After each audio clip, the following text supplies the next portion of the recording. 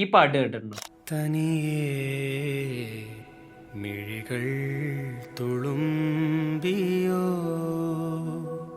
2016 ഇറങ്ങിയ ഗപ്പിയിലെ ഈ പാട്ട് നമ്മുടെ പ്ലേലിസ്റ്റ് ഒരു 100 തവണയെങ്കിലും കയറി ഇറങ്ങിയിട്ടുണ്ടാവും. മെലങ്കളി എന്ന വാക്കിന്റെ ഡെഫിനിഷനാണ് ഈ പാട്ട്. സ്വയം വിഷമിക്കാൻ വേണ്ടി നമ്മൾ കേൾക്കുന്ന ഒരു പാട്ട്. വിഷ്ണു വിജയുടെ ഈ ഡെബ്യൂ ആൽബത്തിൽ ആളുടെ ട്രേഡ് മാർക്സ് ആയിട്ടുള്ള വളരെ സൂത്തിങ് ആയിട്ടുള്ള വോക്കൽസ് ഉള്ള പാട്ടുകളുടെ ഒക്കെ തുടക്കം നമുക്ക് കാണാൻ പറ്റും. ഈ പാട്ടിന് ഇത്രയും ഡെപ്ത് കൂടാൻ വലിയൊരു കാരണം വിനായക് ശശികുമാറിന്റെ ബ്രില്യൻ ലിറിക്സ് ആണ്.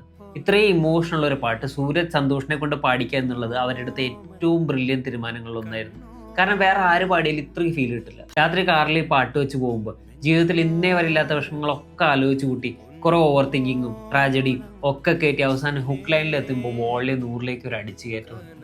And it hits like